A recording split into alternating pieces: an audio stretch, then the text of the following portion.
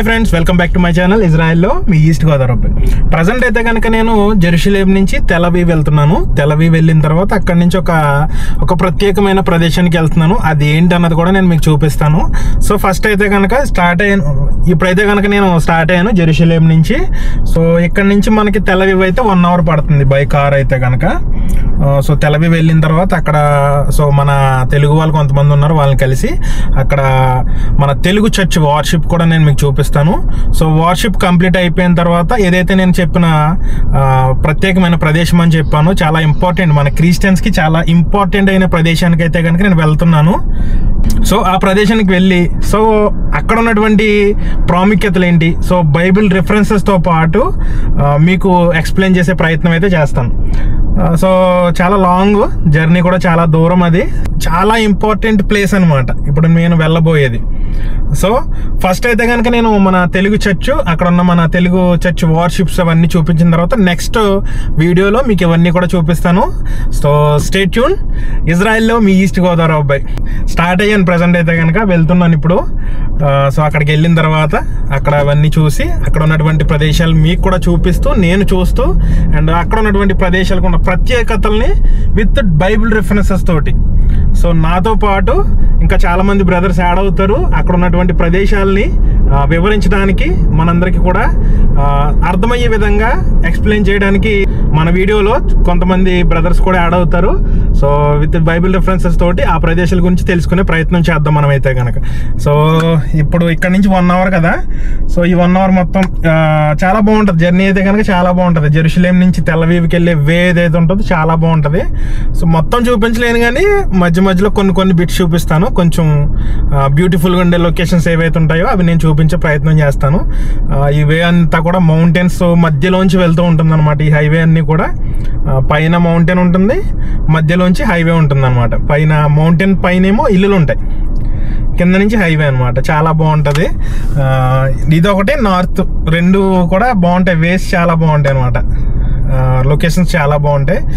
ఒక పక్కనేమో వ్యవసాయ పొలాలు ఉంటాయి, ఒక పక్కనేమో మౌంటైన్స్ అనమాట. చాలా బాగుంటుంది చూడడానికి అయితే కనుక. సో వెళ్తున్నాను ప్రజెంట్ అయితే. సో చూపిస్తాను మీకు. సో జెరూసలేంలో ప్రజెంట్ స్టార్ట్ అయ్యాను నేను. సో ఇక్కడ ఉన్నటువంటి ప్రదేశాలు ఇవి.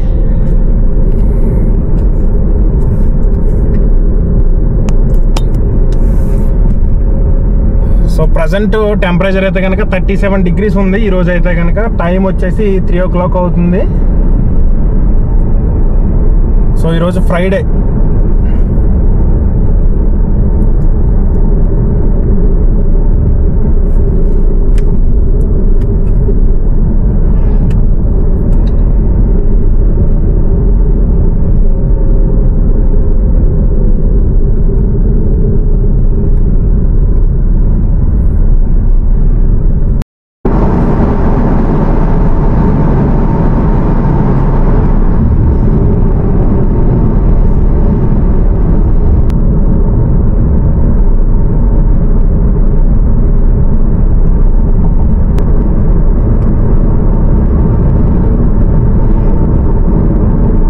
సో నేనైతే కనుక తెల్ అవీవ్లోకి ఎంటర్ అయ్యాను. సో ఇప్పుడు మీరు స్క్రీన్ మీద చూస్తున్న ఈ బిల్డింగ్స్ అన్నీ కూడా తెల్ అవీవ్, ఇజ్రాయెల్ రాజధానిలో ఉన్నటువంటి పెద్ద పెద్ద బిల్డింగ్స్. ఇవన్నీ కూడా యుద్ధం జరుగుతున్న సమయంలో చాలా వరకు ఫేక్ న్యూసెస్ స్ప్రెడ్ అవ్వడం జరిగింది.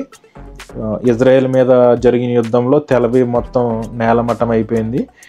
తెల్ అవీవ్లో ఉన్నటువంటి బిల్డింగ్స్ అన్నీ కూడా కూలిపోయాయి అన్నట్టుగా చాలా వరకు న్యూసెస్ నేను కూడా చూశాను.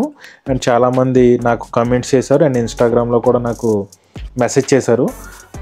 సో తెల్ అవీవ్ మొత్తం అంతా కూడా ధ్వంసం అయిపోయిందంట, అంతా నేలమట్టం అయిపోయిందంట, చాలామంది చనిపోయారు అన్నట్టుగా. ఫ్యూ మంత్స్ బ్యాక్ జరిగినటువంటి యుద్ధంలో నష్టమైతే జరిగింది. ఏదైతే ఐరన్ డోమ్ వ్యవస్థ నుంచి మిస్ అయినటువంటి ఈ రాకెట్స్ ఏవైతే ఉన్నాయో అవి కొన్ని అపార్ట్మెంట్స్ మీద, కొన్ని భవనాల మీద పడడం జరిగింది. అక్కడ ఉన్న వాళ్ళు చనిపోవడం జరిగింది. బట్ తెల్ అవీవ్లో ఉన్నటువంటి ఈ రాజధానికి సంబంధించినటువంటి ఇంపార్టెంట్ ప్లేసెస్ ఏవైతే ఉన్నాయో వాటికి ఎటువంటి ఇబ్బంది కలగలేదు. ఈ రాకెట్స్ అన్నీ కూడా పడిన ప్రదేశాలన్నీ కూడా సివిలియన్స్ ఉండి ప్రదేశాల్లో పడ్డాయి.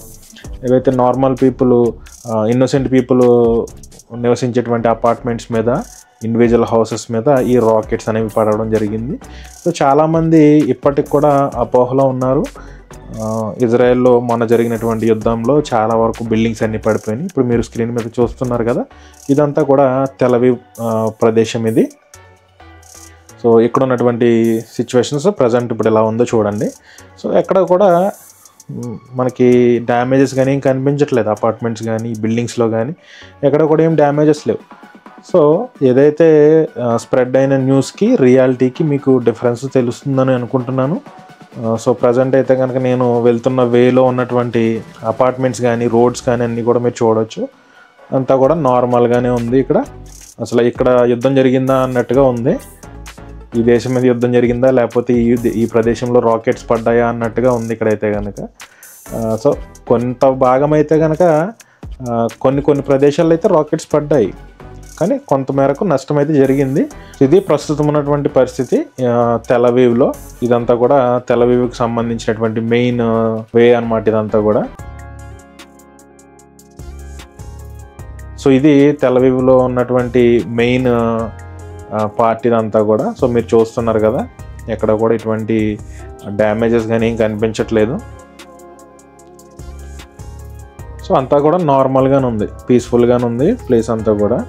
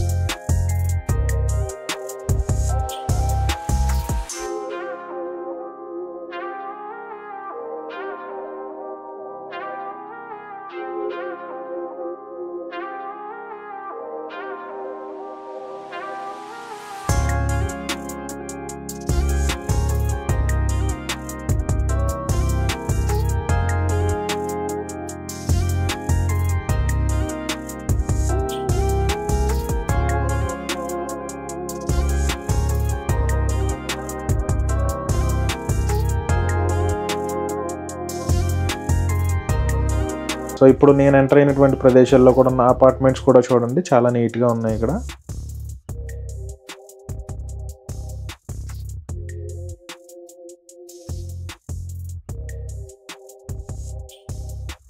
అంబులెన్స్ వస్తుంది.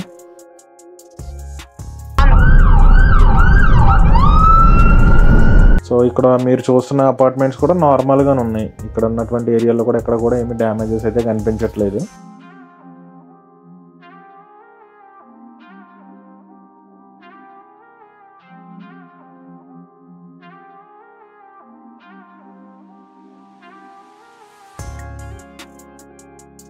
సో న్యూస్కి రియాలిటీకి డిఫరెన్స్ చూడండి ఒకసారి. సో మీరు ఏదైతే చూసారో అదంతా కూడా రియాలిటీలో మీకు కనిపిస్తుంది కదా. సో ఇది ప్రజెంట్ ఇజ్రాయెల్లో ఉన్న తెల్ అవీవ్లో ఉన్నటువంటి ప్రదేశాలు ఎలా ఉన్నాయో చూడండి. యాజ్ యూజువల్గా రెగ్యులర్ డేస్లో ఉన్నట్టుగానే ఉంది. యుద్ధం ముగిసిన తర్వాత కూడా ఏమి డిఫరెన్సెస్ అయితే ఏమీ లేవు. రెగ్యులర్ డేగానే ఇక్కడ అందరూ కూడా నార్మల్ లైఫ్ని లీడ్ చేస్తున్నారు.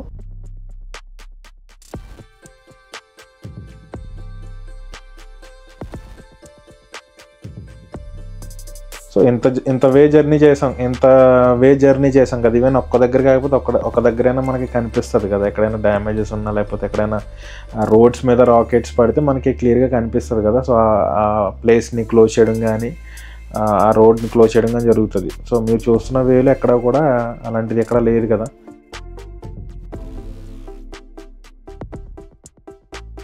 మీకు లెఫ్ట్ సైడ్ రైట్ సైడ్లో అపార్ట్మెంట్స్ కనిపిస్తున్నాయి కదా, ఇవన్నీ కూడా సివిలియన్స్ అపార్ట్మెంట్స్ ఇవి.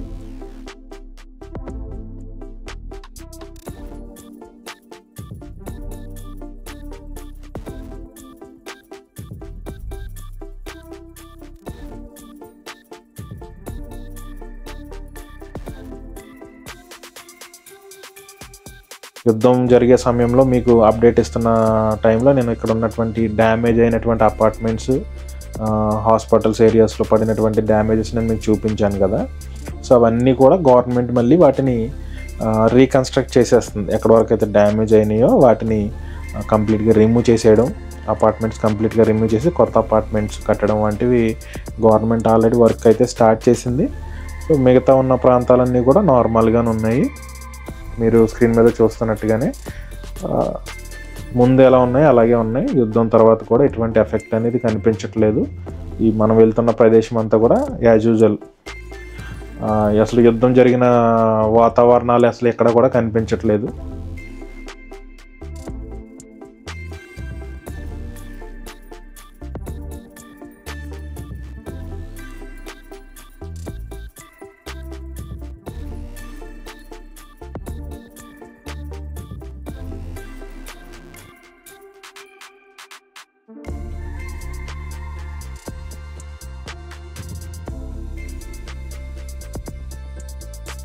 ఎప్పుడైతే మనము సిగ్నల్స్ క్రాస్ చేస్తూ ఉంటామో, సిగ్నల్స్ క్రాస్ చేసే టైంలో ఒక్కొక్కసారి మనకి లెఫ్ట్లో యూటర్న్ ఉంటుంది కదా. సో లెఫ్ట్లో యూటర్న్ తీసుకున్న టైంలో ఏదైతే పెడస్ట్రెంట్ ఉంటుందో, ఎవరైతే నడుచుకుని వెళ్ళే వాళ్ళకి సపరేట్గా అరేంజ్ చేసినటువంటి జెబ్రా క్రాసింగ్ ఏరియాస్కి వాళ్ళకి సిగ్నల్స్ ఉంటాయి సెపరేట్గా. సో ఎప్పుడైతే మనం యూటర్న్ చేసే టైంలోనే ఒక్కొక్కసారి అది కూడా సిగ్నల్ పడుతూ ఉంటుందన్నమాట. సో వాళ్ళు మూవ్ అవడానికి.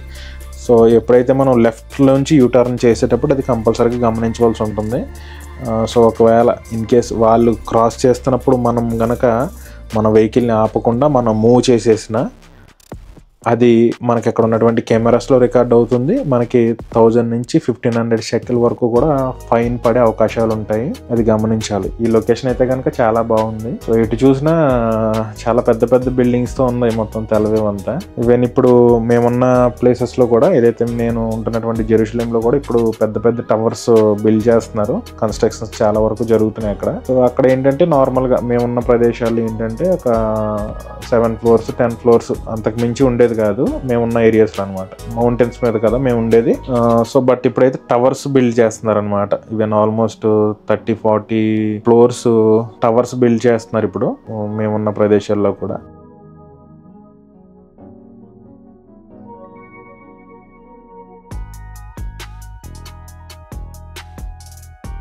ఇక్కడతో అయితే కనుక ఈ వీడియో ఎండ్ చేసేస్తున్నాను. నెక్స్ట్ వీడియోలో మరికొన్ని ఇంట్రెస్టింగ్ విషయాలు చూపించే ప్రయత్నం చేస్తాను. ఇక్కడ వరకు ఈ వీడియో చూస్తుంటే కనుక థ్యాంక్ యూ. ఇజ్రాయెల్లో మీ ఈస్ట్ గోదావరి అబ్బాయి నాని. Love you all.